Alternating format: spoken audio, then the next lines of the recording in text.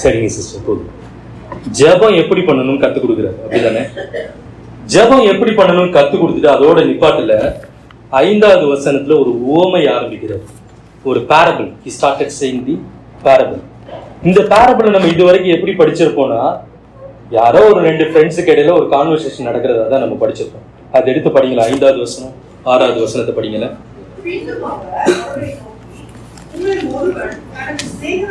சரி, பின்னும் அவர் அப்படிங்கறது எதுக்கு சொல்றாரு? ஜெபிக்கிறதுக்கு கத்து கொடுத்து முடிச்சிட்டு அவர் சொல்றாரு பின்னும் அவர். அதாவது இந்த ஜெபம் மட்டும் கத்தர் கற்றுக் கொடுத்த ஜெப போதனை கிடையாது. இந்த 1வது வசனத்திலிருந்து 13வது வசனம் வரைக்கும் எப்படி ஜெபிக்க வேண்டும் என்று கத்தர் அங்க கற்றுக் கொடுக்கிறார். முதல்ல தி பேட்டர்ன் ஆஃப் பிரேயர் சொல்லி முடிச்சிட்டு தி அப்ளிகேஷன் ஆஃப் பிரேயர், அதாவது தி ஆபரேஷன் ஆஃப் பிரேயர் இயேசு கிறிஸ்து இங்கே கற்றுக் கொடுக்கிறார். அதுதான் இந்த 5வது வசனத்துல அதுக்குதான் சொல்லுகிறோம். பாஸ்டர் அடிக்கடி சொல்லுவார்ல, பின்னும் ஆனாலும் அப்படின்னா உடனே மேல பார்க்க. பின்னும் அவர், பின்னும்னா இதுக்கு முன்னாடி என்ன நடந்தது? ஜெபிக்க கற்றுத்தாங்க ஆண்டவரே அப்படி கேட்கிறாங்க. ஜெபத்தை கற்றுக் கொடுத்தாச்சு. பின்னும் அவர் அவர்களை நோக்கி. இப்ப படிங்க சிஸ்டர்.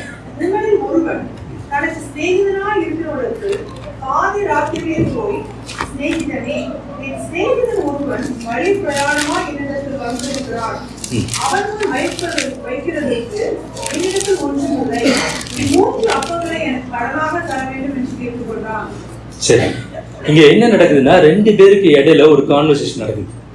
ஒரு ஃப்ரெண்டு கிட்ட இன்னொரு ஃப்ரெண்டு போய் கேட்கிறான், நைட்டு மிட் நைட்ல கேட்கிறானா, இன்னொருத்தன் எங்க வீட்டுக்கு வந்திருக்கிறான், எனக்கு அப்பம் கொடுக்குன்னு கேட்கிறான். ரொம்ப ஒரு விகற்பமான காரியம் தான். இன்னைக்கு நைட்டு ஒரு 1 மணிக்கு தாம்சன் வீட்டுல போய் கதவை தட்டி எப்ப 2 இட்லி கொடுன்னு கேட்டா எப்படி இருக்கும்? எங்க வீட்டுக்கு சொந்தக்காரங்க வந்திருக்காங்க, கொடுப்பிய தாம்சனு, நான் எனக்கு பைத்தியம் பிடிச்சிட்டா அப்படின்னு கேட்பான். கதவே திறக்க மாட்டான் இல்லையா? மிட் நைட்ல somebody comes and knock your door, give me 2 idli, my friend has come அப்படின்னா இல்ல பைத்தியமா நீ அப்படின்னு கேட்போம். அதுதான் இந்த ஃப்ரெண்டும் கேட்கிறான். என் டோர் எல்லாம் பூட்டியாச்சு, என் பிள்ளைங்களாம் தூங்குறாங்க, I cannot give you.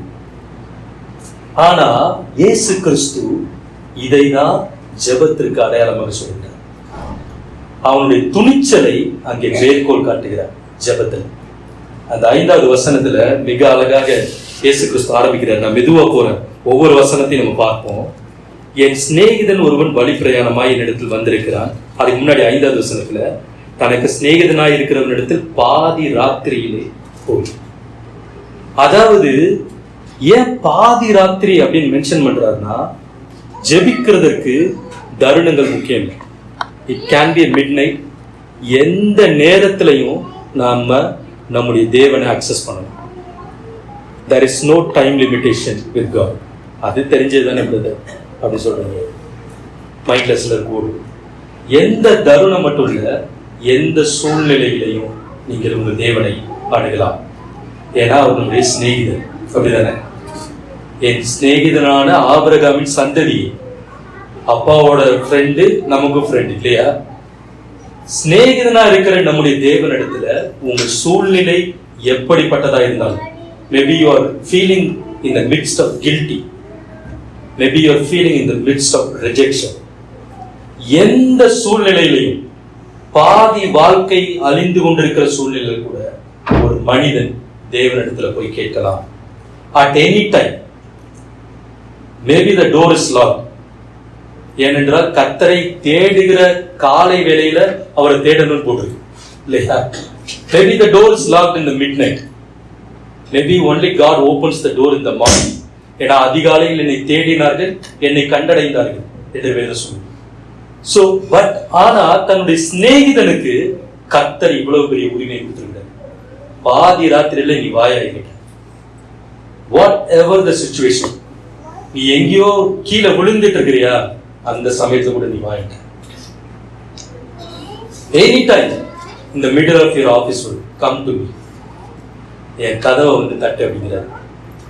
ஜெபமே கேட்கப்படாத ஒரு அடைக்கப்பட்ட சூழ்நிலையில இருக்கிற சமயத்துல கூட என்னுடைய வாழ்க்கையில என்னுடைய கதவை வந்து தட்டு அப்படிங்கிறது தான் குறிப்பிடுகிறார்.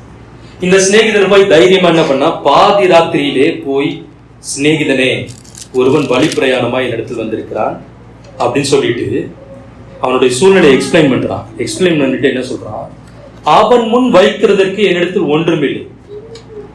அதாவது தன்னுடைய இயலாமையை, தன்னுடைய இல்லாமையை அவன் தேவனுக்கு முன்பாக, அந்த சிநேகிதனுக்கு முன்பாக சொல்லுகிறான்.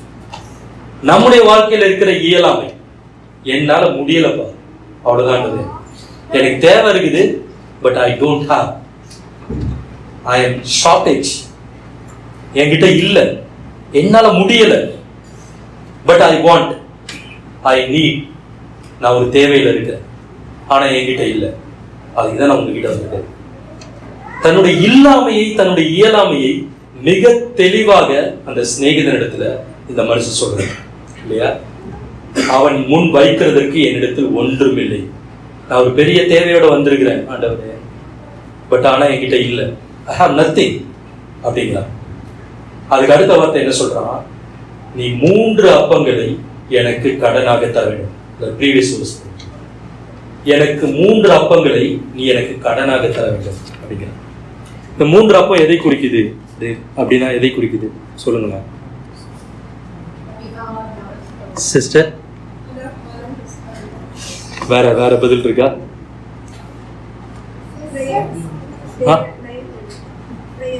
prayer 3 prayers. See, இந்த 3 7 பார்த்தீங்கன்னா நம்ம டாக்டர் எல்லாம் போயிருப்போம். We go very deep doctrine. Actually it's simple. இந்த 3ங்கிறது என்னன்னா, he is specific about what he wanted. தனக்கு என்ன வேண்டும் என்பதுல கிளியரா இருந்தாங்க.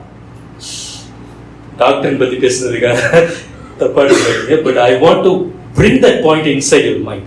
இந்த கேள்விதான் உங்களுக்கு இந்த பாயிண்ட் உள்ள கொண்டு வரும். He is very specific about what he wanted. நாம நிறைய ஜெபிக்கிறோம், நிறைய கர்த்தர்கிட்ட கேட்கிறோம், ஆண்டவரே அப்படி பண்ணணும் இப்படி பண்ணணும், ஆனா எப்பவுமே நம்ம ஸ்பெசிபிக்கா இருக்கிறது கிடையாது. ஏன்னா என்ன வேணுங்கிறது நமக்கே தெரியாது, ஒரு கன்ஃபியூஷன்ல இருக்கும். ஆண்டவரே இந்த கம்பெனில வேலை கொடுத்துருங்க ஆண்டவரே, அப்படி இந்த கம்பெனில வேலை கொடுத்துருங்க ஆண்டவரே அப்படிங்குவோம். இந்த பொசிஷன் கொடுத்துருங்க ஆண்டவரே, இல்ல இல்ல இதுலயே வச்சிருங்க ஆண்டவரே, அங்க போனா ரொம்ப ப்ரெஷரா இருக்கும் ஆண்டவரே. We don't know what we want. ஊழியத்துல பயன்படுத்திருங்க ஆண்டவரே, ஐயோ ஊழியத்துக்கு போனா கொஞ்சம் கஷ்டம் ஆண்டவரே, உள்ள வேலை புலம்புறது. But God wants us to ask specific. அவன் போய் கேட்கிறான், கதவை தட்டினது மட்டும் இல்ல, he is determined. I need 3 bread, 3 loaves of bread. 3 அப்பம் அவனுக்கு முன்னாடி வைக்கிறதுக்கு எனக்கு வேணும் அப்படின்னு அவன் கேட்டான். இப்படி அந்த 3 அப்படிங்கிற அந்த ஸ்பெசிபிக்கை வந்து அவன் காட்டுறான். அதுதான் இங்க இயேசு நமக்கு போதிக்கிறார். இது ஏதோ ஒரு உவமை கிடையாது. எப்படி ஜெபிக்க வேண்டும் என்று சீசர்கள் கேட்டபோது அங்கே இயேசு எப்படி ஜெபிக்க வேண்டும் என்று கற்றுக் கொடுக்கிறார். First, you can go to God at any time, at any situation. அதான் முதல் திங்ஸ். 2வது, அங்க போய்கிட்டு என்ன பண்ணணும், தன்னுடைய இயலாமையை சொல்ல வேண்டும். என்னால முடியலான்னு, I cannot do that, I have nothing அப்படிங்கறத சொல்லணும். எனக்கு என்ன தேவை இருக்குது, ஆனா என்கிட்ட ஒண்ணும் இல்லைங்கிறது சொல்லணும். வச்சுக்கிட்டே அங்க போய் கேட்கக்கூடாது. அதையும் நம்ம படிக்கணும் இல்லையா. பணம் இருக்குது ஆண்டவரே, என்கிட்ட ஒரு 100 ரூபாய் இருக்குது, ஒரு 150 ரூபாய் தேவை இருக்குது, 50 ரூபா கொடுங்கன்னு கேட்க மாட்டோம், 150 ரூபா கொடுங்கன்னு கேட்போம். சரியா? ஃபர்ஸ்ட் நான் உனக்கு கொடுத்துருக்கிறத செலவு பண்ணிப்பா. தானியத்தை கட்டி வைக்கிறவன் மேல் சாபங்கள் வருமா, அதை அவிழ்த்து விற்கிறவனுடைய தலையின் மேல ஆசீர்வாதங்கள் தரும் என்று பேர் சொல்லுது. கர்த்தர் கையில கொடுத்திருக்கிற திரவியத்தை பயன்படுத்துகிற மனுஷன். ஆண்டவரே ஊழியத்துக்கு எனக்கு அபிஷேகம் கொடுங்க ஆண்டவரே, தாளந்து கொடுங்கப்பா, இப்படி கொடுங்க அப்படி கொடுங்க. But what I have given, do you use it? நான் உனக்கு கொடுத்திருக்கிற தாளந்தை நீ பயன்படுத்துறியா? பெருசா பிரசங்கிக்க தெரியாது, ஆனா ஜெபிக்க தெரியும்ல. do you pray? பெருசா எனக்கு வந்து வசனத்தை வாசிக்க தெரியாது, ஆனா உனக்கு துதிக்க தெரியும்ல. do you praise God? எனக்கு ஜெபிக்க தெரியாது, பேச தெரியும்ல. பேச சொன்னா 3 மணி நேரம் கூட சில பேசுற ஆட்கள் இருக்கும் இல்லையா. ஏன் அதுல 1/2 மணி நேரம் நம்ம பேச மாட்டேங்கிறோம்? கர்த்தரை ஊழியத்தை குறித்து கொடுங்க கொடுங்க அது வரைக்கும் வெயிட் பண்ணிட்டு இருக்கிறத கர்த்தரை எதிர்பார்க்கல. என்கிட்ட என்ன இருக்குதோ அதை நான் கொடுக்குறேன். இப்ப எனக்கு அபிஷேகம் வேணும் ஆண்டவரே, எனக்கு பேச மட்டும் தான் தெரியும், எனக்கு ஜெபிக்க மட்டும் தான் தெரியும், நான் அதை ஃபெய்த்ஃபுல்லா நான் பயன்படுத்திட்டு இருக்கேன். But I need your anointing, overflowing power to establish your name. அப்படின்னு கேட்கும்போது, ஸ்பெசிபிக்கா கேட்கும்போது கர்த்தர் கொடுக்கிறவரா இருக்கிறார். கர்த்தருடைய ஆவியானவருடைய வரங்களை நாடுங்கள், தீர்க்க தரிசன வரங்களை நாடுங்கள் கர்த்தர் சொல்கிறார். கர்த்தர் எங்களுக்கு வரம் கொடுக்கணும், கர்த்தாவே அபிஷேகம் கொடுங்க, வல்லமை கொடுங்க, வரம் கொடுங்க ஜெபிக்கிறோமே, எவ்வளவு ஸ்பெசிபிக்கா ஆவி பிரேயிங் ஆண்டவரே குணமாக்கும் வரங்களை எனக்கு கொடுங்க ஆண்டவரே அப்படின்னு ஜெபிக்கிறோம். ஆண்டவரே தீர்க்க தரிசன வரத்தை எனக்கு கொடுங்க ஆண்டவரே. அந்நிய பாஷையில சும்மா நின்று பேசிட்டு இருக்காங்க, let me know what he speaking, அதை வியாக்கியானம் பண்ணுகிற வரத்தை எனக்கு கொடுங்க அப்படின்னு ஸ்பெசிபிக்கா கர்த்தர்கிட்ட கேட்கிறோமா அப்படிங்கறத பாருங்க. இது ஆவிக்குரிய காரியம். உலக பிரகாரமான காரியத்திலையும் we should not be confused, we should be very clear. In fact, திருமணமாகாதவர்கள் தனக்கு எப்படி ஒரு வரப்போற ஸ்பௌஸ் எப்படி இருக்கணும் அப்படின்னு கேட்கணும். there is nothing wrong with that. சரிங்களா? குழந்தை இல்லாதவர்கள் குழந்தை கேட்கலாம், வேலை இல்லாதவர்கள் வேலை கேட்கலாம். என்ன வேணும் எனக்கு, what do I want? When we clarify what we want to God, then it opens the door for him to bless you. ஏன்னா மனிதனுடைய ஆசையை விருப்பத்தை அவர் நிறைவேற்ற சித்தமுள்ளவராக இருக்கிறார். பிலிப்பியர் 2வது அதிகாரத்தில் சொல்கிறது, உங்களுக்குள்ள விருப்பத்தையும் செய்கையையும் உண்டாக்குகிறவர் நம்முடைய கர்த்தர் சொல்கிறார். அப்ப we will have to be defined about what we want. அந்த டெஃபினிஷனை இவங்க கொடுக்குறாங்க. 3 அப்பத்தை எனக்கு கொடு, கடனாக தர வேண்டும் அப்படிங்களா? எப்ப சும்மா கொடுக்க வேண்டாயா, கடனா கொடு, நான் உனக்கு திருப்பி கொடுத்துறேன் அப்படின்னு கர்த்தர் கூட அவன் ஒரு காரியத்தை செய்கிறான். இந்த கடனா கொடு அப்படிங்கிறது எதை குறிக்கிறதுனா பொருத்தனையை குறிக்கின்றது. நம்ம தேவனிடத்துல சில காரியத்தை கேட்கும் போது சும்மா கேட்கறத விட ஒரு பொருத்தனையோட கேட்கும்போது, ஆண்டவரே இதை நீங்க எனக்கு செஞ்சீங்கன்னா நான் உங்களுக்கு இதை செய்வேன், கடனாக கொடுங்க ஆண்டவரே அப்படின்னு நம்ம கேட்க சொல்கிறார். பொருத்தனையோடு ஜெபிக்கிற அந்த ஜெபத்திற்கு நிச்சயமாக பதில் வரும். ஆமென். எல்லாரும் இருக்கீங்களா? Okay, price God. ஓகே, அடுத்த வார்த்தை நம்ம படிப்போம். அதுக்கு வீட்டுக்குள்ள இருக்கிறவன் பதில் என்ன சொல்றான்? வீட்டுக்குள்ள இருக்கிறவன் பிரதியுத்தரமாக, என்னை தொந்தரவு செய்யாதே. எத்தனை பேருடைய ஜெபம் பல வருடங்களாக கேட்கப்படுது? Be honest. ஓகே, மேபி 2 வருஷம் 3 வருஷம் 5 வருஷம் ஜெபிச்சு இன்னும் பதில் வரல எத்தனை பேர் இருக்கிறீங்க? I have many prayers. Be honest before God. Don't be shy about it. நிறைய ஜெபங்கள் கேட்கப்படுது. தேவன் சொல்ற, எப்பா தொல்லை பண்ணாதையா அப்படிங்கிறது, என்னை தொந்தரவு செய்யாதே. It is not the friend's answer, it is God's answer. வீட்டுக்குள் இருக்கிறவர், பரலோகத்தில் வீட்டு இருக்கிற பிதா சொல்லுகிறது, என்னை தொந்தரவு செய்யாதே, ஓயாம கேட்காதையா, தொந்தரவு செய்யாத. ஆண்டவரே நான் இவ்வளவு தைரியமா கேட்கிறேன், இவ்வளவு ஸ்பெசிபிக்கா கேட்கிறேன், இவ்வளவு ஒரு டிலிஜென்ட்டா கேட்கிறேன், ஆனா நீங்க என்னை தொந்தரவு செய்யாதுன்னு சொல்றீங்க. Yes, don't disturb me. பல ஜெபங்களுக்கு பதில் வராதது இட் லுக்ஸ் லைக் இன்சல்ட். தெரியுமா? நம்ம ஒரு காரியத்தை ஜெபிச்சுட்டு இருப்போம், அப்படியே பக்கத்துல இருக்க ஆளுக்கு அதே நடக்கும். என்ன ஆண்டவரே, அது எத்தனை பேருக்கு நடந்திருக்கு? Please raise your hand. Please participate with me. Don't be shy. நம்ம ரொம்ப நாளா ஜெபிச்சுட்டு இருப்போம், இப்படி எல்லாம் நடக்கணும்னு ஒரு கற்பனை பண்ணி வச்சிருப்போம், பார்த்தா பக்கத்துல இருக்கிறவங்க நடக்கும். ஏன் ஆண்டவரே, why are you insulting me? It's an insult இல்லையா?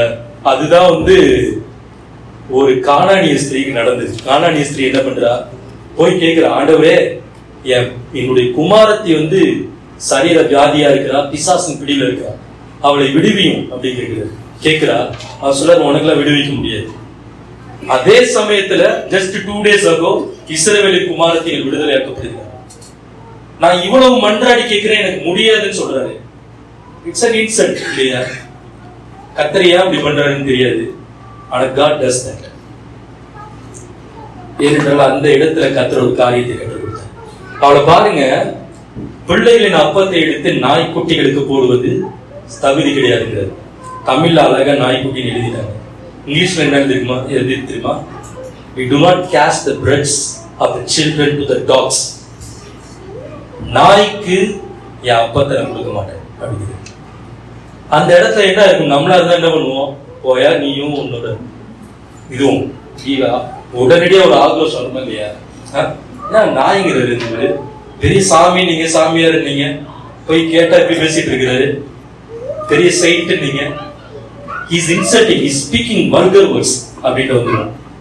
ஆனா இயேசு அதை தான் சொன்னாரு. ஏன் சொன்னார்னா, அந்த இடத்துல அவருடைய உறுதியை கர்த்தர் காட்டுகிறார். அவர் ஆஃபண்ட் ஆகல.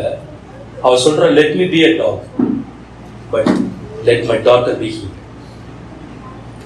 உறுதியா இருக்கிறார். ஆண்டவரே, என்னை நீங்க நாயின்னு சொல்லுங்க, பன்னின்னு சொல்லுங்க, என்ன வேணாலும் சொல்லுங்க, ஆனா என் மகள் சுகமடைய வேண்டும். I want that. She was so determined to what she wanted. This guy was so determined, that is why he went in the midnight and he asked for bread. என்ன வேண்டும் அப்படிங்கிறதுல மன உறுதியோடு இருக்கிறோமா? அந்த சொந்த தேவைகள் மட்டும் இல்லை, வாழ்க்கையில, ஸ்பிரிச்சுவல் லைஃப்ல, ஊழிய காரியத்துல, எல்லாவற்றிலையும் என்ன வேண்டும் வேண்டும் என்பதுல உறுதியாக இருக்கிறோமா என்பது மிக முக்கியம். Whatever the breakthrough that we are looking forward, that we should be stubborn to get that. அவமானங்கள் வரலாம், பதில் வரல, யார் யாருக்கோ நடக்குது, எனக்கு நடக்கலாம்ன்ற, I am insulted, I am feeling so rejected, but still I believe in you. நீ எனக்கு தருவீர் என்பதில் நான் உறுதியா இருக்கிறேன். நீ எனக்கு தந்தை ஆக வேண்டும் ஆண்டவரே, என்னை தொந்தரவு செய்யாதையா அப்படிங்கிறது. No, I will disturb you, God. அதை தான் இந்த இடத்துல காட்டுகிறார். வீட்டுக்குள் இருக்கிறவன் பிரதிவித்திரமாக என்னை தொந்தரவு செய்யாதே. கதவு பூட்டி ஆயிட்டு, எப்பா உனக்கு பதில் கிடையாதுப்பா, I lock the door. Maybe there is a curse in your life that I cannot answer your prayer. Maybe there is a sin in your life that I cannot answer your prayer. The door is locked. நான் உனக்கு பதில் தர முடியாது. கதவு பூட்டி ஆயிற்று. It's not speaking to us. The door is locked. I cannot answer you. இதுதான் கர்த்தர் சொல்கிறார். But what is the recipient? இந்த மனிதனுடைய ஆட்டிடியூட் அங்க என்ன இருக்குது? இன்னும் கர்த்தர் சொல்கிறார், என் பிள்ளைகள் என்னோட கூட படுத்திருக்கிறார்கள். என்ன தெரியுமா சொல்றது? நான் உனக்கு ஆன்சர் பண்ணா இன்னொருத்தன் டிஸ்டர்ப் ஆயிடும். I will not answer you. Do you see the depth of this prayer? Do you see why we are not getting the answer? கர்த்தர் நம்மளோட வேற யாரையும் ப்ரையாரிட்டி வச்சுக்கிற மாதிரி இருக்குது. அப்படிதானே? என் பிள்ளைகள் என்னோட வந்து, அப்ப நான் யாரு? நானும் உங்க பிள்ளை தானே. ஆனா நீ வெளியே இருக்கிறனா, என் பிள்ளை உள்ள இருக்கிற. என் பிள்ளைகள் என்னோட கூட படுத்து இருக்கிறார்கள், என்னை தொந்தரவு செய்ய. நான் உனக்கு கொடுத்தா இங்கே டிஸ்டர்ப் ஆகும். Have an open mind to understand this conversation. It's a prayer conversation. இது எல்லாத்தையும் கர்த்தர் சொல்றாரு. ஆனா கர்த்தர் நல்லவங்கிறது நம்ம எல்லாருக்கும் தெரியும். அப்படிதானே? அந்த கானானிய ஸ்திரியை பார்த்து நாய் என்று சொன்ன போது அவருடைய மனதுல இருந்தது என்ன தெரியுமா? அவர் நல்லவர் எண்ணம் இருந்தது. ஏன்னா அவ ஆரம்பிக்கும் போது இயேசுவே கூப்பிடல, போதகரே கூப்பிடல, அவள் ஆண்டவரே என்று கூப்பிட்டார். எந்த ஒரு மனிதன், ஒரு மனுஷி வேதத்துல, புதிய ஏற்பாட்டுல இயேசு கிறிஸ்துவை ஆண்டவரே என்று அழைத்தாலோ அவர்கள் எல்லாம் அங்கு விடுதலை பெற்றார். So she had this clear confidence. Jesus is the Lord and he will deliver. அந்த கான்ஃபிடன்ஸ் இந்த சிநேகிதனுக்கு இருக்க வேண்டும். நம்முடைய வாழ்க்கையில இன்னும் பதில் வரவில்லை என்பதை குறித்து கர்த்தரை நோக்கி முறையிட்டுக் கொண்டு முறுமுறுத்துக் கொண்டிருக்காம நம்முடைய ஆட்டிடியூட மாற்றணும். இயேசுவே நீர் நல்லவர், நீர் ஆண்டவர், ஆண்டவர். உங்களுடைய பதில் முரண்பாடாக இருந்தால், தாமதமாக இருந்தால், தகப்பன் தயவு செய்து, ஏனென்றால் நீர் நல்லவர் மாத்திரம். There is no sifting shadows in you. உம்மிடத்தில் யாதொரு மாறுதலும், யாதொரு வேற்றுமை நிழலும் இல்லை. நன்மையான எந்த ஈவும், பூரணமான எந்த வரமும் பரத்திலிருந்து உண்டாகி ஜோதிகளின் பிதாவினிடத்திலிருந்து இறங்கி வருகிறது. பிள்ளைகள் கர்த்தரால் வரும் ஈவு, கர்ப்பத்தின் கனி அவரால் கிடைக்கும் பலன். நன்மையான எந்த ஈவும், ஈவு ரெண்டு கனெக்டா இருப்பாங்க. நன்மையான எந்த ஈவும், பூரணமான எந்த வரமும் பரத்திலிருந்து உண்டாகி ஜோதிகளின் பிதாவின் இடத்திலிருந்து இறங்கி வருகிறது. அவருடைய பதில்கள் முரண்பாடாக இருக்கலாம். The timing may be frustrating to us, but do we have the character to achieve and get what we want? சில நேரங்களில் வாழ்க்கையில கர்த்தருடைய சித்தம் நடப்பதற்கு நமக்குள்ள நெஞ்சில உறுதி இருக்கும், மனதில் உறுதி உள்ளவர்கள. அதைதான் ஏசாயா 62 அதிகாரம் 7வது வசனம், நீ எருசலேமை ஸ்திரப்படுத்தி பூமியிலே அதை புகழ்ச்சியாக்கும் வரைக்கும் அவரை அமர்ந்திருக்க விடாதீர்கள். Don't let him sit until he establishes your life. The character of determination to get the answer for your prayers will open the doors which was shut here. யாரை டிஸ்டர்ப் பண்ணாலும் கவலைப்படாது. தன்னிடத்துல தைரியமாக எந்த நேரத்திலையும் எந்த சூழ்நிலையிலும் வந்து ஸ்பெசிபிக்கா கர்த்தர்கிட்ட கேட்கிற மனிதனுடைய ஜெபத்தை கேட்காமல் அவர் இருக்கவே முடியாது. He cannot keep his door closed. He will open it. Amen. நான் எழுந்திருந்து உனக்கு தரக்கூடாது. Again he is answering. I cannot give you. I cannot get up and give you anything. I cannot get up. Yesaya 62 என்ன சொல்லுது? Let him get up. Don't let him sit at all. Here he is saying, I cannot get up. Lord, I will not let you sit now until you do what I need according to your will and purpose. அதேதான் கர்த்தர் நம்ம கிட்ட எதிர்பார்க்கிறது. இப்படி ஒரு முரண்பாடான பதிலை இயேசு நமக்கு கற்றுக் கொடுக்கிறார். இயேசு தான் இங்க பேசுகிறார். Look at this. You ask me how to pray. This is how you should pray. என்னிடத்தில் ஜெபிப்பது எப்படி என்று கேட்டால் இப்படிதான் ஜெபிக்க வேண்டும் கற்றுக்கொள். பாதி ராத்திரியில வா, கதவை தட்டியா, நான் திறக்க மாட்டேன்னு தான் சொல்லுவேன். என் பிள்ளைக்கு படுத்திருக்கிறாங்கன்னு நான் சொல்லுவேன். நான் தூங்கிட்டு இருக்கேன்னு சொல்லுவேன். But you knock my door with a boldness and courage that I will open door for you. I will not sit. Maybe I am telling you that I am sitting and I lay down, but I will wake up for you because anyone who comes to the Lord and calls unto him will be heard. தேவனிடத்தில் வந்து கேட்கிற எவனும் பெற்றுக் கொள்கிறார். ஏனென்றால் கேளுங்கள் அப்பொழுது உங்களுக்கு கொடுக்கப்படும் சொல்லுங்க. மத்தேயு 7வது அதிகாரத்துல I think 5வது வசனம் நினைக்கிறேன். இந்த வசனம் சொல்லுகிறது, கேளுங்கள் அப்பொழுது உங்களுக்கு fulfill. கேளுங்கள் அப்பொழுது உங்களுக்கு கொடுக்கப்படும். தேடுங்கள், தட்டுங்கள். ஆம்பிளிஃபைட் வேதாகமம் செய்து எப்படி இருக்கு தெரியுமா? இதுல ஆம்பிளிஃபைட் இருக்கா? ஓகே.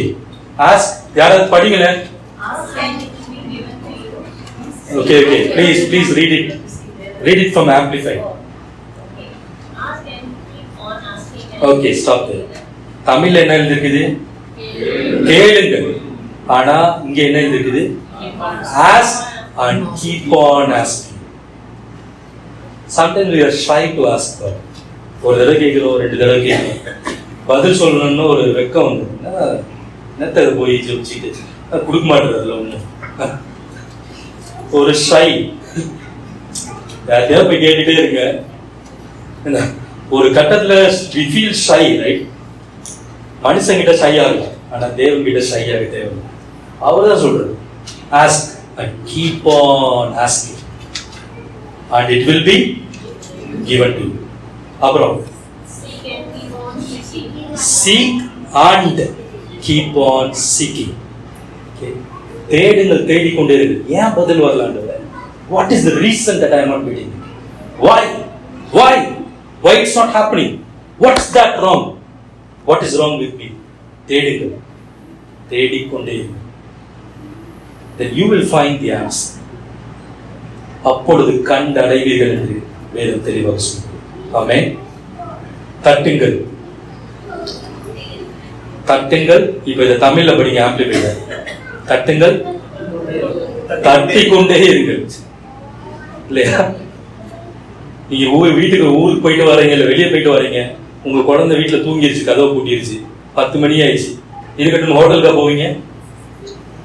தட்டிக்கிட்டே இருப்பீங்க, அப்படிதானே? எங்க பழைய ஃபர்ஸ்ட் இருந்த வீட்டுல இருந்து பாத்தீங்கன்னா பெட்ரூம் பார்த்தா ஒரு 50 மீட்டர் தள்ளி இருக்கும். வெளியே கதவை தட்டினா கேட்காது. என் ஒய்ஃப் பிள்ளைங்க எல்லாம் தூங்கிடுவாங்க. நைட்டு 11 மணில இருந்து 12 மணி வரைக்கும் தட்டினேன். அப்பதான் உள்ள கொஞ்சம் சவுண்ட் கேட்கும். It happen couple of times. இல்லையா? அர்ஜுன் பேர் வாங்க, எங்க வீட்டுக்கு வாங்க கூப்பிட்டுருக்குது. அந்த மாதிரி சமயத்துலலாம் பாஸ்டர் வந்துருக்குறாங்க நினைக்கிறேன். But keep on knocking because there is somebody inside, right? When you keep on knocking, somehow it will go and reach their subconscious, those who are sleeping. They will hear, okay, somebody is knocking. Maybe God seems to be sleeping in your request. But did you stop knocking? He continued to sleep. Sorry for saying that, okay? But this is the truth the Lord is teaching us. ஏன்னா நீங்க தூங்கிட்டீங்க, வெளியவே கட்டுறது நிப்பாட்டி தூக்கம் வருதாண்டவே, நீ எப்ப எந்திரிக்கிறீங்களோ வாங்க, அப்ப நம்ம பார்த்துக்குவோம் அப்படி நம்மளும் தூங்கிடுவோம் வெளியே இல்லையா? At a discomfortable zone. தட்டுங்கள், தட்டி கொண்டே இருக்கும், அப்பொழுது உங்களுக்கு திறக்கப்படும். ஆமென். சரி, இதுல அடுத்த வசனத்தை படிப்போங்க. இந்த இதுல 7ல சொல்லிட்டாரு, இப்படிலாம் சொல்லியிருக்கிறது, தொந்தரவு பண்ணாது. 8வது வசனத்துல, 8வது வசனம் ஒரு ஆள் படிங்க. லூக்கா 11:8. பின்பு தனக்கு அவன் சிநேகிதனாய் இருக்கிறது நிமித்தம் எழுந்து அவனுக்கு கொடாவிட்டாலும் தன்னிடத்தில் அவன் வருந்தி கேட்கிறது நிமித்தமாவது எழுந்திருந்து அவனுக்கு தேவையானதை கொடுப்பான் என்று உங்களுக்கு சொல்கிறேன். சரி, பின்பு தனக்கு அவன் சிநேகிதனாய் இருக்கிறது நிமித்தம் எழுந்து கொடாவிட்டாலும் அப்படின்னா என்ன அர்த்தம்னா, you are first qualified because you are a friend. நீங்க சிநேகிதனா இருக்கிறதுனால கொடுப்பாரு. பகல்ல கேட்டிருந்தா, அதிகாலையில் எழுந்து கேட்டிருந்தா கொடுத்துருப்பாரு. பகல்ல நம்ம கேட்கறது இல்ல, அந்த டைம்ல கேட்க வேண்டிய டைம்ல நம்ம தூங்கிட்டோம். சிநேகிதனா இருக்கிற ஒரு மனிதனுக்கு கண்டிப்பா கொடுப்பாரு. சரி, சிநேகிதன் நைட் வந்திருக்கிறான், சிநேகிதனா இருக்கிறது நிமித்தம், ஏன்னா இவருக்கு இங்க டிஸ்கம்ஃபர்ட் இருக்கு, எழுந்து அவனுக்கு கொடாவிட்டாலும் தன்னிடத்தில் அவன் வருந்தி கேட்கிறது நிமித்தமாவது எழுந்திருந்து அவனுக்கு தேவையானதை கொடுப்பான். இங்கிலீஷ்ல இது அழகா எழுதிருக்கும், yet because of his persistence and boldness. பாத்தீங்களா, persistence என்னது? கண்டினியூஸ். வேற என்ன மீன்? நிறைய டிக்ஷனரி இருக்கு. நீங்க என்ன சிஸ்டர்?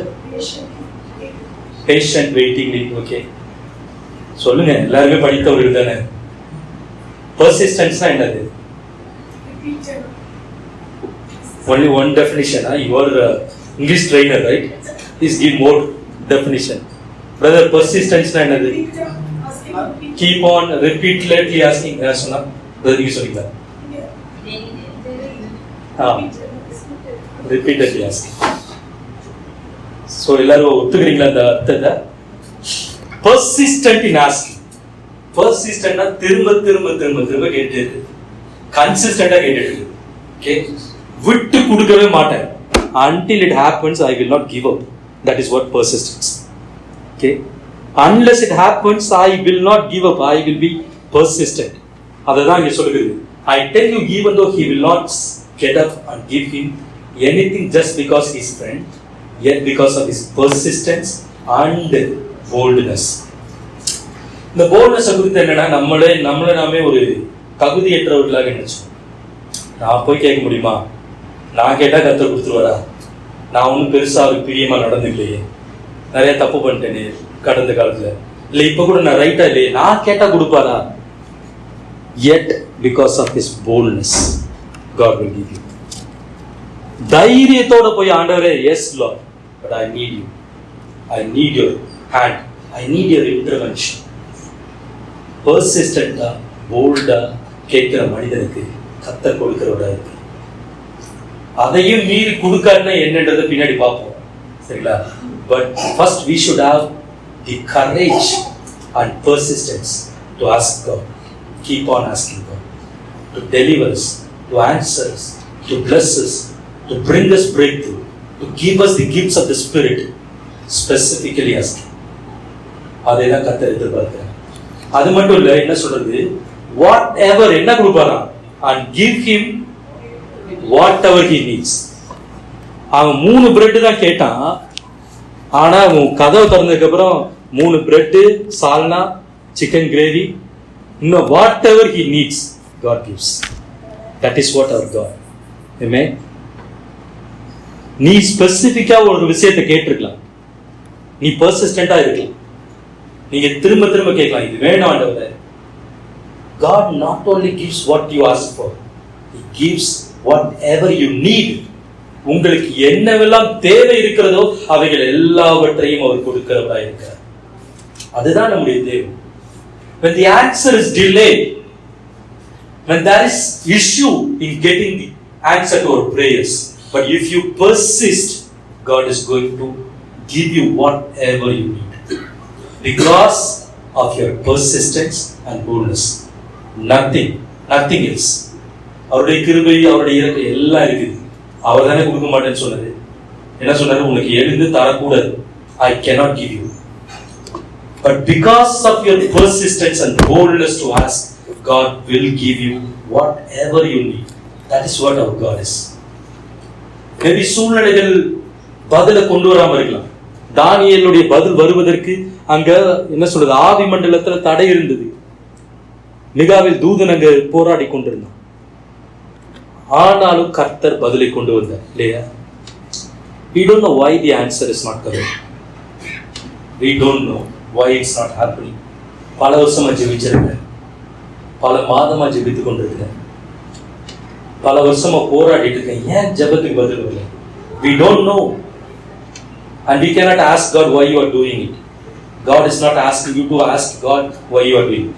ஏன் இப்படி கொடுக்க மாட்டேங்க ஆண்டவர்னு கேட்க சொல்லுங்க. கொடுங்க ஆண்டவர் என்ன கேட்க சொல்லுங்க இல்லையா? We can never ask God why, but we can ask give. Lord open, Lord help, because our help comes from the above, Father of heavenly lights. நம்முடைய ஈவு பரலோகத்திலே மேலே குடியிருக்கிற தேவனிடத்திலிருந்து வருகிறது இந்த வேதம் சொல்லுது. ஆமென். சரி, 9வது வசனம் படிங்க. மேலும் நான் உங்களுக்கு சொல்லுகிறதாவது, கேளுங்கள் அப்பொழுது உங்களுக்கு கொடுக்கப்படும், தேடுங்கள் அப்பொழுது கண்டடைவீர்கள், தட்டுங்கள் அப்பொழுது உங்களுக்கு திறக்கப்படும். சோ இதை நீங்க கவனமா அடுத்த தடவை இந்த வசனத்தை படிக்கும்போது எப்படி படிக்கணும்? கேளுங்கள் கேட்டுக்கொண்டே இருங்கள் தான் படிக்கணும். தேடுங்கள் தேடிக்கொண்டே இருங்கள், தட்டுங்கள் தட்டிக்கொண்டே இருங்கள். அன்லெஸ் ஏன்னா கேட்டுக்கிட்டே இருக்கிறவனுக்கு தான் கிடைக்குமா? தட்டிக்கிட்டே இருக்கிறது அப்படின்னு போயிட்டா யாராவது கதை திறப்பாங்களா? திறக்க மாட்டாங்க இல்லையா? You have to keep knocking until they open. அந்த ஆட்டிடியூடை தான் கர்த்தர் இங்க வைக்க சொல்லுகிறார். நம்ம அதை செய்வோம். சரி, ஒரு மனிதனை குறித்து பார்ப்போம். இந்த மாதிரி கேட்ட ஒரு மனிதனை குறித்து பார்ப்போம். ஜெனிசிஸ் சாப்டர் 32, ஆதியாகமம் 32வது அதிகாரத்துல 26வது வசனம் படிப்போம். அவன் நான் போகட்டும் பொழுது விடுகிறது என்றார். அதற்கு அவன், நீர் என்னை ஆசீர்வதித்தால் ஒழியே உன்னை போகவிடேன் என்றான். இங்க என்ன நடக்குதுன்னா யாக்கோபுடைய காரியம் நடக்குது. இந்த ஸ்டோரி எல்லாருக்கும் தெரிஞ்சுக்கும், நான் சுருக்கமா சொல்றேன். யாக்கோபு எல்லா சம்பத்தையும் திரட்டிட்டு தன்னுடைய 4 மனைவி, பிள்ளைகள், பெரிய சொத்து, ஆடு மாடுகள் எல்லாத்தையும் எடுத்துட்டு தன்னுடைய சொந்த தேசத்துக்கு இங்க வருகிறான். தன்னுடைய தகப்பன் வீட்டுக்கு வருகிறான்.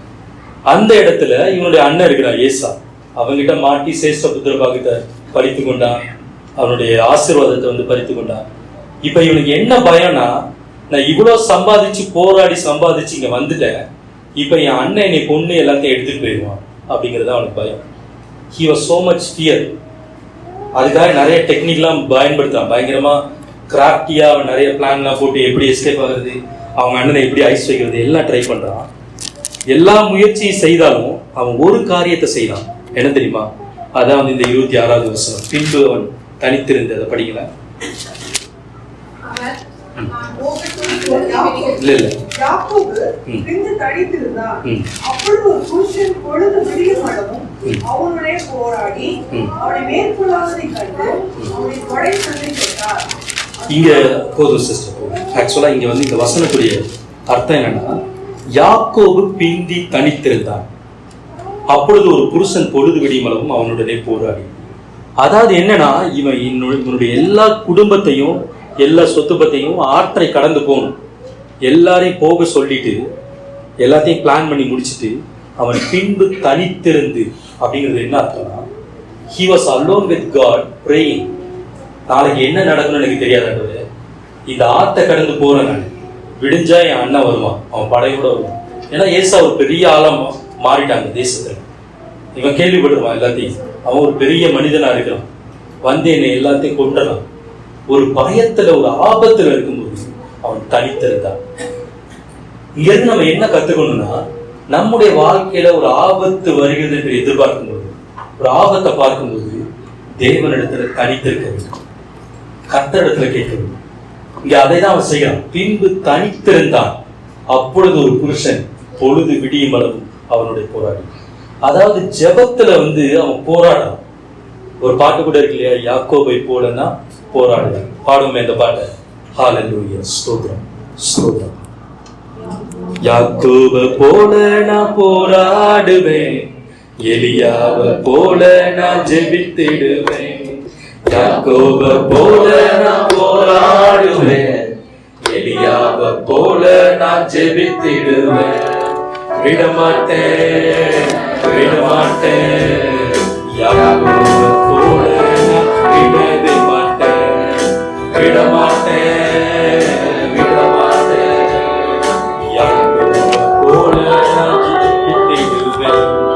அண்ணால போல ஆலயத்தில் அழுது நான் ஜெபித்திடுவேன். அண்ணால போல ஆலயத்தில் அழுது நான் ஜெபித்திடுவேன். என் துக்கம் சந்தோஷமா மாறுபட ஜெபித்திடுவேன். என் துக்கம் சந்தோஷமா மாறுபட ஜெபித்திடுவேன். விடமாட்டேன் விடமாட்டேன், யாக்கோபை போல நான் விடமாட்டேன் விடமாட்டேன், யாக்கோபை போல நான் விடவே மாட்டேன். ஆமென். இந்த 25வது வசனம் சொல்லுது பாருங்க. அந்த புருஷன் அவனை மேற்கொள்ளாததை கண்டு அவனுடைய தொடை சந்தை தொட்டார். அதனாலே அவருடனே போராடுகையில் யாக்கோபின் தொடை சந்து சுருக்கிட்டது. பாத்தீங்களா, இங்க கர்த்தர் தான் போராடுகிறார் யாக்கோபோட. யாக்கோபோட போராடும் போது முதல்ல கேட்கல, ஏன்பா என்னை விட மாட்டேங்கிறேன்னு கேட்கல. நீ என்னை விட மாட்டேங்கிறியா அப்படின்னு சொல்லிட்டு அவன் தொடை சந்து சுருக்கி விட்டுட்டான். கர்த்தர் பாருங்க எப்படி இருக்கிறாரு. சால் maybe in his eyes it's funny, ஆனா அவனை வந்து தொடை சந்தை தொட்டு சரி கால் சுருக்கிருச்சுன்னா நீ விட்டுருவான். he is testing him to the extreme pain. சில நேரங்களில் நம்முடைய ஜெபங்களுக்கு பதில் வராம God may test us to the extreme pain. வேதனையான ஒரு நிலைமை வரைக்கும் கர்த்தர் உங்களை சோதிக்கணும். Do you want it? What do you want? கர்த்தருக்கு முதல்ல என்ன சித்தம்னா உங்களுக்கு கொடுக்கறது தான் அவர் சித்தம். ஆனா அதை பெற்றுக்கொள்ளுகிறது எளிதா கொடுத்துட்டாருன்னா அதனுடைய மேன்மையை அவருடைய சித்தத்தை நம்ம பூரணமா நிறைவேற்ற மாட்டோம். So God at first hand he wants to bless him. ஆனா இவனோட போராடி கடைசியில இவனுக்கு ஒரு பெயினே கொடுக்குது. சில ஜெப வேலைகள்ல ஜெப காரியங்கள்ல ஒண்ணுமே நடக்காம கடைசியா பெயின் தான் வரும். But are we still pursuing what do we want? நம்ம தொடர்ந்து அதை பெற்றுக்கொண்டு எனக்கு வலி வந்தாலும் பரவாயில்ல, அடி விழுந்தாலும் பரவாயில்ல, I will want what you want God. நீங்க எனக்கு வைத்திருக்கிற ஆசீர்வாதம் எனக்கு வேணும், நீங்க வைத்திருக்கிற அந்த நன்மை என் வாழ்க்கையில நடக்கணும் அப்படின்னு உறுதியா இருக்கிறதா. இதுக்கப்புறம் கீழே படிச்சு பார்த்தீங்கன்னா அவன் நொண்டி நொண்டி நடந்தான். கர்த்தர் தொடை சந்தை தொட்டதுனால சுளுக்கி நம்மளால என்னப்பா இது, என்ன கடவுள் இவரு, சாமி அடிச்சிருச்சு அப்படின்றோம் இல்லையா. என்ன கடவுள் இவரு, நைட்டு ஃபுல்லா நான் அவர் கூட இருக்கிறேன், காலையில காலை சுளுக்கி விட்டுட்டு. அவர் மென்டல் ஸ்டேட் சேஞ்சஸ். நம்ம ஃபோக்கஸ் அதுக்கப்புறம் என்ன ஆகும்னா ஆசீர்வாதத்திலையோ இல்லை நம்ம என்ன ஜெபிக்கிறோமோ இல்லாம கடைசியாக பெயின் டைரக்ஷன்ல போயிடும். அவர் focus will change the direction of pain. ஆனா அவங்க மாறவே இல்லை. அதுக்கு தான் கர்த்தர் அடுத்ததுல கேட்கிறாரு. அடுத்த வசனம் படிங்க 26. அவர் போகட்டும் பொழுது விடுகிறது என்றார். அதற்கு அவன் நீ என்னை ஆசீர்வதித்தால் ஒழிய உம்மை போக விடேன் என்றான்.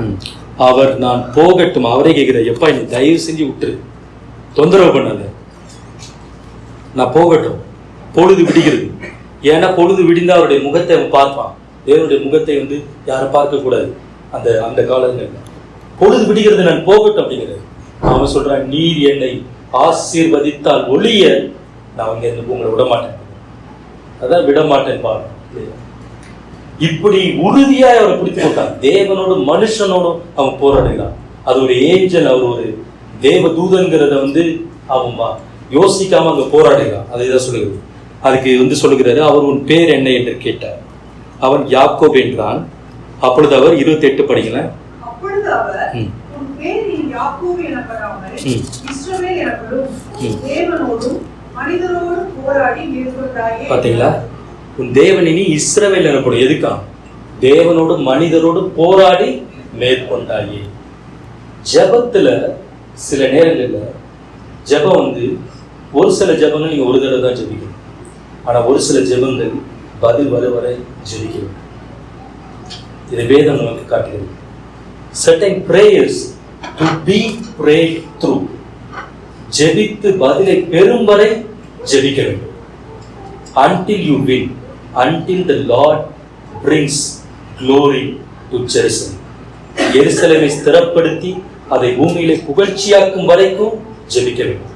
உங்களுடைய வாழ்க்கையின் சூழ்நிலை, நம்முடைய வாழ்க்கையின் சூழ்நிலைகள் நமக்கு கர்த்தர் வாக்கு பண்ணிட்டாரு. ஃபார் எக்ஸாம்பிள், ஒரு வாக்கு தத்தத்தை கொடுத்தாரு. வாக்கு தத்தம் 15 வருஷத்துக்கு முன்னாடி கொடுத்தாரு.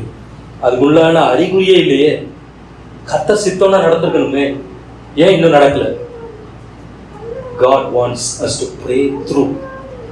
அந்த வாக்கு தத்தம் நிறைவேறும் வரையும் கர்த்தர் நம்மை ஜெபிக்க வேண்டும் என்று எதிர்பார்க்கிறார். இங்கே யாக்கோபு வாக்கு தத்தத்தை பெற்றார். ஈசாக்குடைய கையில் ஆசீர்வாதத்தை பெற்றார். ஏன் போராடுறான் அவன்? Why he is struggling, wrestling with an angel, with the angel, not an angel. ஏன் அந்த தூதனோடு, தேவ தூதனோடு, கிறிஸ்துவோடு அவன் ஏன் போராடுகிறான்? என்னை இங்கே ஆசீர்வதித்தால் ஒழிய நான் உன்னை போக விட மாட்டேன் அப்படின்னு சொல்லுவேன். அப்பதான் அவர் ஆசீர்வதிக்கிறார் இல்லையா? அடுத்த வருஷம் 29 படிங்க. அப்பொழுது யாக்கோபு உம்முடைய நாமத்தை எனக்கு அறிவிக்க வேண்டும் என்று கேட்டான். அதற்கு அவர், நீ என் நாமத்தை கேட்பானே என்று சொல்லி அங்கே அவனை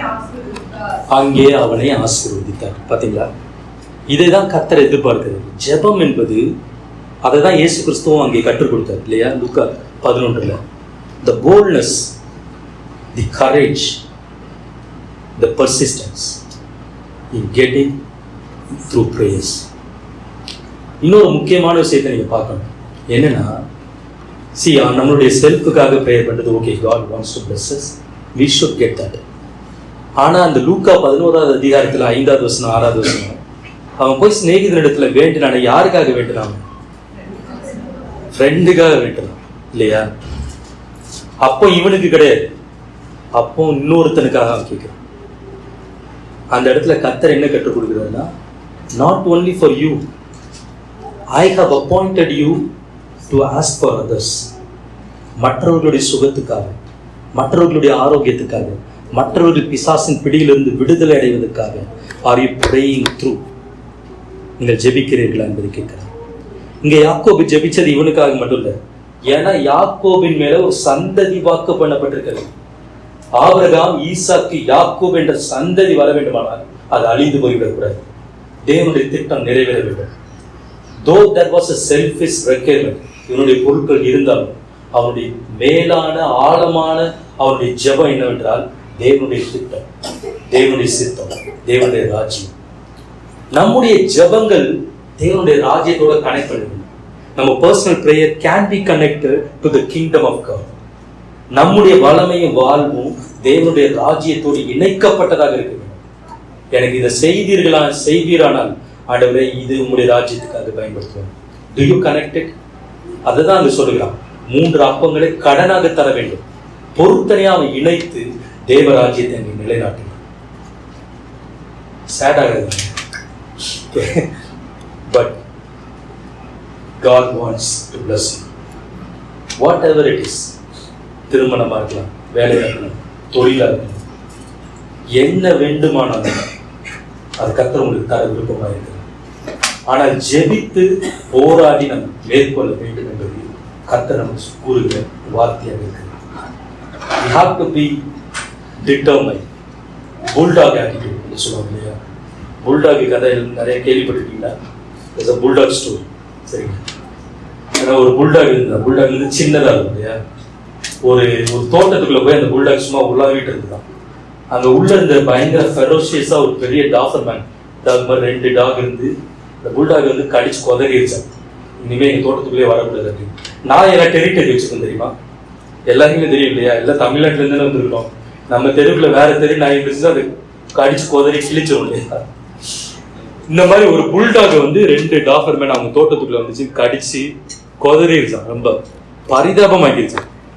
அந்த புல்டாக் அப்படியே அழுதுட்டே ஒரு மாதிரி கரைஞ்சிட்டு போயிடுச்சு போட்டு. அடுத்த நாள் பார்த்தா அந்த புல்டாக் திரும்பி இந்த தோட்டத்துக்குள்ள வந்துச்சு. திரும்பவும் இந்த 2 நாயும் போட்டு அதை போட்டு அட்டாக் பண்ணி அடிச்சு கடிச்சு போதறி சில்லி சில்லி ஆக்கி அனுப்பிச்சு விட்டுருச்சு. 3வது நாள் அந்த புல்டாக் திரும்ப வந்துச்சாங்க. இப்படி கண்டினியூஸா அந்த டாக் 7 நாளா வந்துகிட்டே இருக்குதான். 7வது நாள் இந்த 2 பெரிய நாயும் டயர்டாகி என்ன பண்ணாலும் இங்கதான் போ இருந்துட்டு போகுது. அதுக்கப்புறம் இந்த புல்டாக் ராஜா மாதிரி இந்த தோட்டத்தில் சுத்திட்டு இருந்தான். It's a real story. ஒரு பாஸ்டருடைய தோட்டத்தில் நடந்த ஒரு காரியம் அமெரிக்க தேசம். அதுதான் புல்டாக் ஆட்டிடியூட். இந்த புல்டாக் வந்து டிட்டர்மைண்டா இருக்கும். சரிங்களா? கிறிஸ்துவ அந்த பெண்ணை நாயின்னு சொன்ன மாதிரி நான் சொல்றேன் நினைச்சுக்காதீங்க. But the attitude to have, the determination to have, அதை வந்து கர்த்தர் ஜெபத்தில் எதிர்பார்க்கிறேன். அப்படி இருக்கும்போது என்ன சொல்றது, சூழ்நிலைகள் எதிர்க்கலாம், முடியாது, நடக்காது, மனிதர்கள் ஒடுக்கலாம். I cannot do that. நீங்க வரைய உன்னை அடிப்பேன் அப்படின்னு மனிதர்கள் அடிக்கலாம், பிசாசு உங்களை அடிக்கலாம். சரிங்களா? Maybe devil can resist you, maybe he will test you, he'll put you in trouble. பயப்படாதீங்க. But when you have the attitude to go back again until you get what you want, the Lord is going to bless you. When he blesses, that not only for you. இவ்வளவு கஷ்டப்பட்டு ஒரு ஜெபத்துக்கு நீங்க பதில பெறும்போது அதுக்கு என்ன அர்த்தம்னா, you are going to impact the eternity. நித்தியத்தை பாதிக்கிற ஒரு காரியத்தை தான் நீங்க செய்திருக்கீங்கன்னு அர்த்தம். அதிலிருந்து கர்த்தர் உங்களை பயன்படுத்துவார். உங்களுக்கு கொடுத்த அந்த காரியத்தை வைத்து கர்த்தர் தன்னுடைய ராஜ்யத்தை கட்டுவதற்காக பயன்படுத்துவார். வாட் எவர் இட் இஸ், நீண்ட வருடங்களாக தடைபட்டு கிடைக்கிற ஒரு காரியம், that is not just for you, it is for the kingdom of God, it is for the glory of God. அதுக்காக தான் தடை. ஏன்னா ஒருத்தன் வாக்குத்தத்தத்தை பெற்றுட்டானா அதை கொடுக்கறதுக்கு கர்த்தர் எவ்வளவு சித்தமா இருக்கிறாரோ அதை தடுக்கிறதுக்கு பிசாசு இருக்கும். ஆனா இதுக்கு இது 2 பேருக்கு இடையில யார் இருக்கிறா? நம்ம தான் இருக்கோம். யார் பக்கம் நம்ம சாயம்? தடுக்கிற பிசாசு பக்கம் போயிடுறோமா? சோம்பேறித்தனமா இருந்து சொங்கியா இருந்து இந்த சைடு போயிடுறோமா? அப்படியே விட்டுட்டு வாக்குத்தத்தத்தை மறந்துட்டு போயிடுறோமா? இல்ல தேவனோடு நின்று தேவனோடு போராடி உங்களை தடுக்கிற மனிதர்களோடு போராடி அதை பெற்றுக்கொள்ள டிட்டர்மைண்டா இருக்கீங்க. அப்படி பெற்றுக்கொண்ட மனிதர்கள் தான் இந்த உலகத்தை தேவனுடைய ராஜ்யத்தை கொண்டு பாதித்தவர்களா இருந்தார்கள்.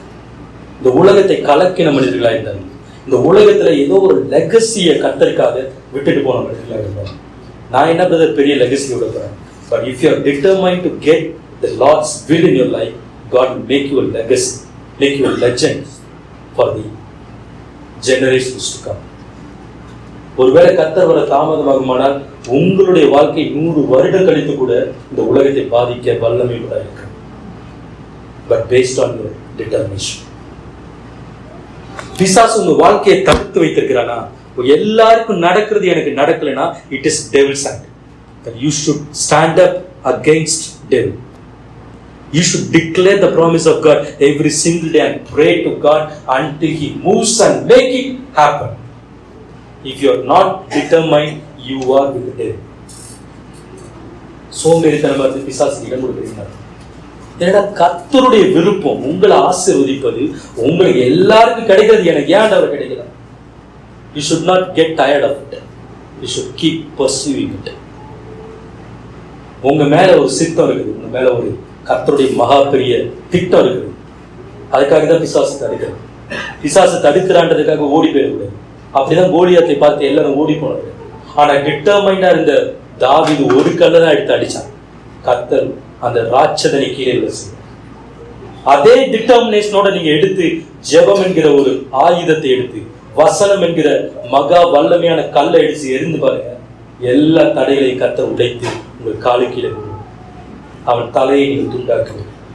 இந்த உலகத்தை பாதிக்கிறவர்களா, இந்த உலகத்தை இயேசுவின் அன்பினால் இரட்சகருடைய திட்டத்தினால் அவருடைய ராஜ்யத்தினால் பாதிக்கிற மனிதர்களாய் உங்களை அவர் பயன்படுத்த மாற்றது. God wants every single one to be used for his glory, for his kingdom. Only we think that we cannot be used. நான் என்ன பிரதர் இந்த சபையில இருக்கேன், இல்லைன்னா இந்த வீட்டில் இருக்கேன், இந்த ஊர்ல இருக்கேன், I am nothing brother. நானே என்னோட பாவத்தோட ஸ்ட்ரகிள் ஆயிட்டு இருக்கேன். No, you have God inside you, the living God inside you. உலகத்தில் இருக்கிறவனிலும் உங்களுக்குள்ள இருக்கிற ஒரு பெரியவர். Please open our eyes and see the word of God, what it says.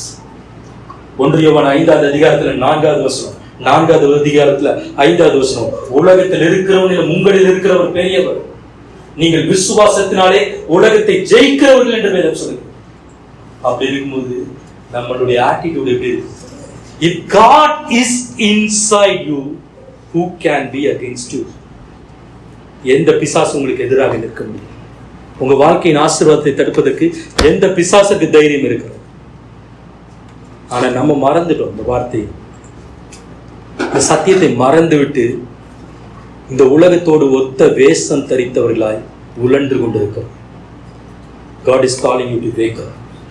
தேவன் உங்களை விழித்தெழுங்க சொல்கிறார். God wants to open your eyes. கண்ணை திறந்தான வச்சிருக்கேன்.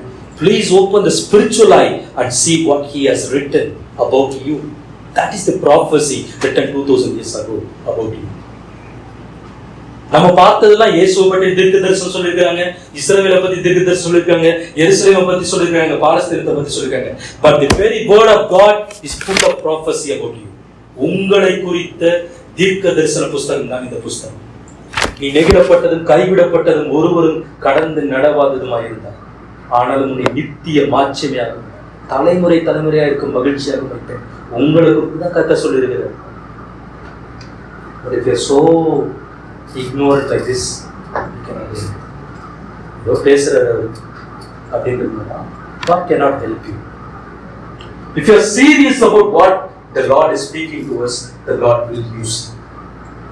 If you are ignorant, God is helpless. Amen. Praise God. சரி, இப்படி ஒரு மனிதன், I'm so sorry. Praise God. Praise God.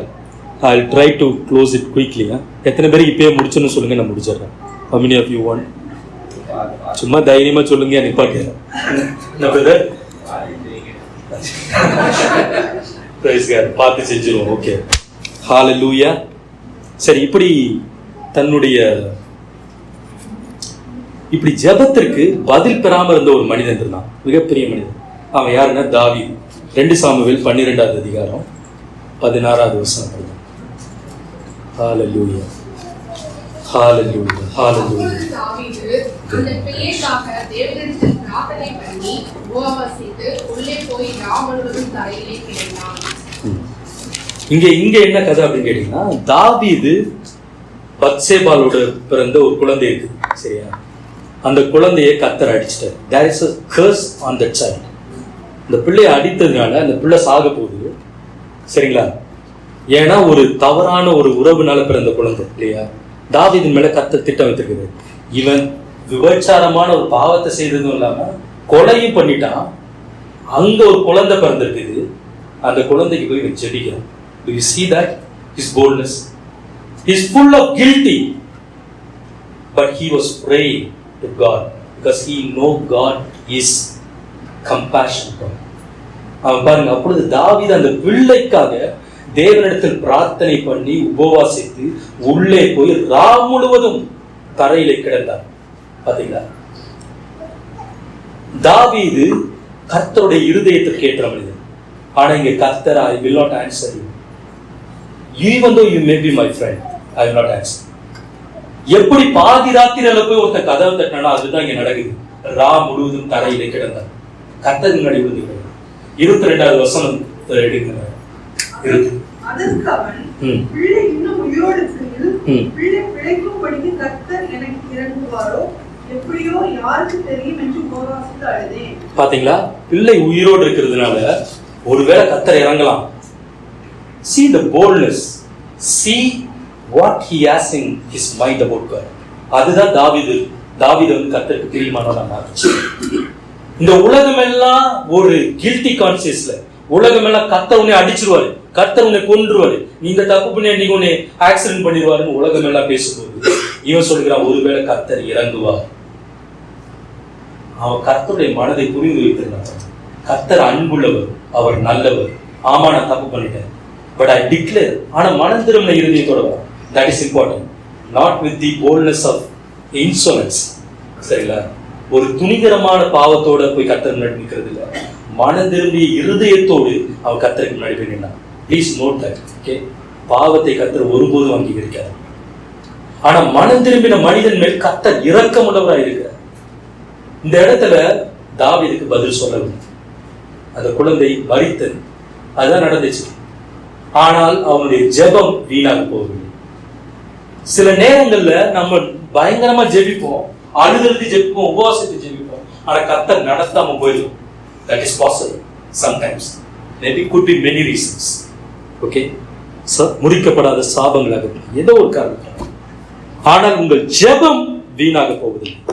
Your prayers are answered. இங்க என்ன நடந்தது? அதுக்கப்புறம் சாலமோன் பிறந்தான்.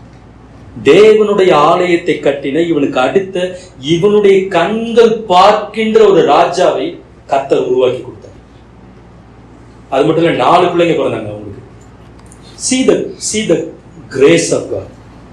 Still we may be very தாவீது மேல நம்ம கடுப்பா தான் இருப்போம் இன்னும், சரிங்களா? சாலமோன் மேல அதை விட கடுப்பா இருப்போம். ஆனா கர்த்தர் இரக்கம் உள்ளவர் பாருங்க. சாலமோனை ராஜாவாக்கினார். அவன் பிள்ளையை அடுத்து பத்சேபால் பிறந்த பிள்ளைய ராஜாவாக்கினாரு. இன்னும் மொத்தம் 4 குழந்தைகள் பிறந்தார்.